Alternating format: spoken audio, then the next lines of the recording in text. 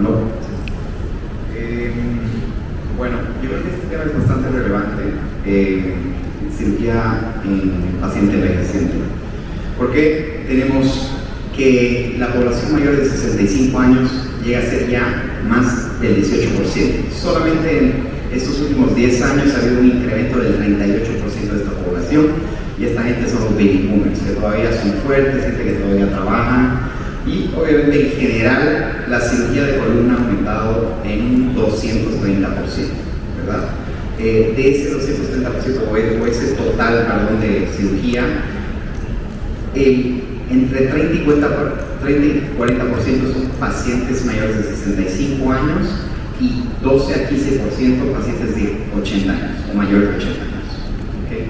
Es bien importante tener consideraciones tanto anatómicas como fisiológicas, ¿verdad? Porque existen cambios degenerativos que hay que tomar en cuenta, como osteoporosis o esa degeneración discal multinivel, problemas en la estabilidad y en la alineación, puesto que se va perdiendo progresivamente la curvatura, existe más artritis fascietaria, obviamente consideraciones neurológicas donde las patologías son mucho más severas, estenosis más severas, lo que lleva a un mayor riesgo de problemas neurológicos o complicaciones. Igualmente, el riesgo prequirúrgico del paciente por sus comorbilidades, y también hay que planificar esa rehabilitación de ese paciente. O sea que hay que tomar muchos puntos importantes, incluyendo la instrumentación en caso de fusión. Osteoporosis es un tema que realmente nosotros no lo manejamos directamente, pero nos llega el paciente, ¿verdad? Ese paciente mayor de 65 años que tiene ya este problema, que ya existe una prevalencia en la población en general de casi 19%, diagnosticado con un DEXA-scan, con el valor de T menor de 2.5, y si es menor de 3 ya es una osteoporosis severa. También se puede medir en la tomografía con las unidades de Hausfield, donde osteoporosis se considera menor de 100.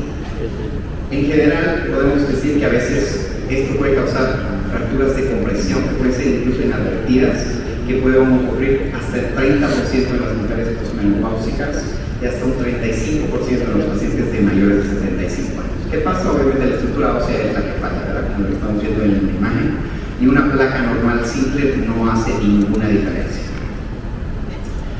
¿Por qué nos interesa? Porque obviamente el problema son las complicaciones postoperatorias, cosas que nosotros no queremos.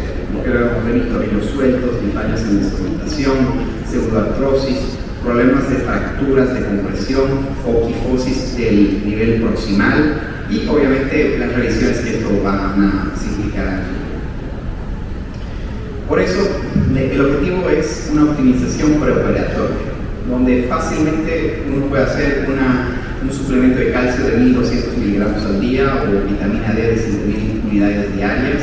Hasta ahí nosotros como neurocirujanos podemos hacer. Necesitamos un poquito más de ayuda, ya sea con el endocrinólogo, el reumatólogo, con medicamentos de reabsorción que van a trabajar a nivel de los osteoclastos, evitando la reabsorción, o medicamentos anabólicos que van a estimular el osteoblasto per se. Mi medicamento favorito en esta serie es el Forteo o el teriparatide.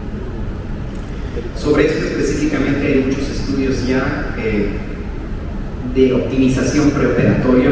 Este me gustó bastante porque es un estudio comparativo de Lenke en fusiones por escoliosis, donde 540 pacientes fueron puestos, ya sea un grupo con osteoporosis, ¿verdad?, diagnosticada con forteo preoperatorio por 3 meses, versus pacientes con densidad ósea normal.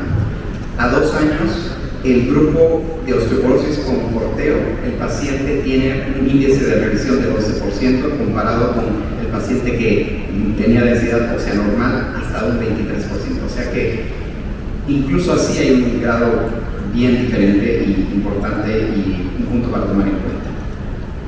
¿Cómo podemos o cuáles son las estrategias quirúrgicas que nosotros objetivamente podemos tomar? Pues optimización tanto en el largo como el grosor de los tornillos. Eso se puede hacer fácilmente con navegación, cirugía robótica, o también hay algunas compañías que tienen tornillos especiales que son expandibles per se.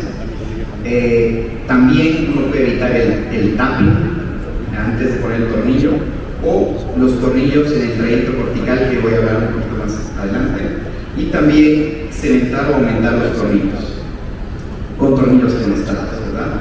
También existe una tecnología con una recubierta de hidroxiapatita sobre los tornillos que uno puede conseguir también. En la imagen vemos aquí el trayecto cortical, que es de medial a lateral y superior, donde ayuda a tener la mayor fuerza de pull-out en el tornillo, y que es ¿verdad? Una técnica que ya ha sido comprobada. Aquí una imagen donde tenemos los tornillos con aumentación de cemento.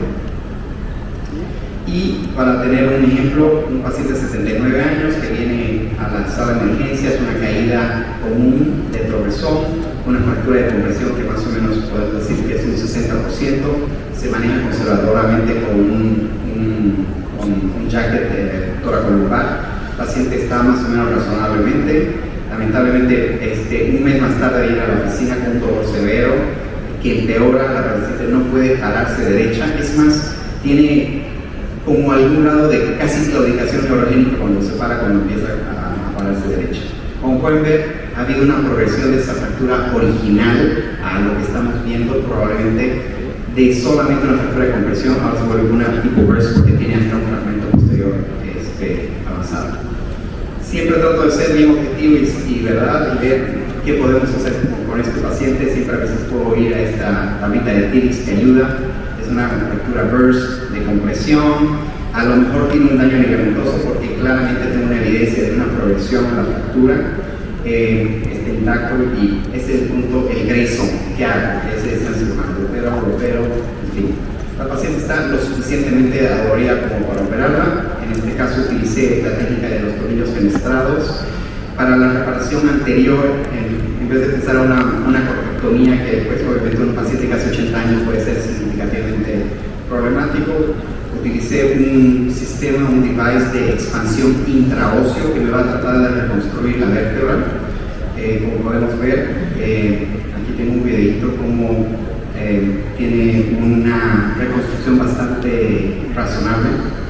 Y finalmente, la técnica mínimamente invasiva ayuda a que al salvar los tejidos y evitar problemas también posteriores. De una kifosis de 25 grados llegamos a 16 grados, algo razonable, podemos decir. No está perfecto, pero razonable. Finalmente, les quiero hablar de la instrumentación cortical. Por cuestiones de tiempo quiero irlo un poquito más rápido. Cuando uno lo hace con fluoroscopía, obviamente este trayecto cortical lamentablemente te permite hacer tornillos pequeños y delgados. ¿Por qué? Porque realmente uno tiene miedo de dañar o romper o irse bicortical, ¿verdad? Pero estas son más o menos las imágenes que uno podría hacer. Es importante dejarles saber que esta trayectoria cortical, que realmente comparado con la tradicional es relativamente nueva, pero ya ha habido muchos estudios comparativos que pueden decir que básicamente tienen la misma fuerza, incluso en algunos pacientes, especialmente en osteoporosis, tienen un mejor approaches. Este estudio en particular hace una comparación de todos los diferentes tornillos. Solamente el tornillo más fuerte comparado con el cortical largo es el tornillo tradicional cementado. Esa es la diferencia. ¿Por qué me gusta? Porque comparado con la técnica tradicional abierta, si ustedes quieren, obviamente es una incisión bien grande, en fin, uno no quiere estar haciendo mucho de eso. En el trayecto cortical, como pueden ver en la línea verde, el área de disección es mucho más pequeña. Uno puede hacer incisiones mucho más pequeñas, casi como de un disco probablemente. Y uno tiene todo el acceso al área central y posterior y el área facetaria, donde uno puede hacer una fusión facetaria muy buena. Este es un caso en particular, un paciente de casi 80 años, espondilitis grado 1, estenosis con claudicación neurogénica, un paciente quirúrgico, dice ¿verdad? Con tornillos corticales, con una incisión medial única, una decompresión, ¿verdad? Ningún problema, y ustedes pueden ver que la incisión es sumamente pequeña. Gracias.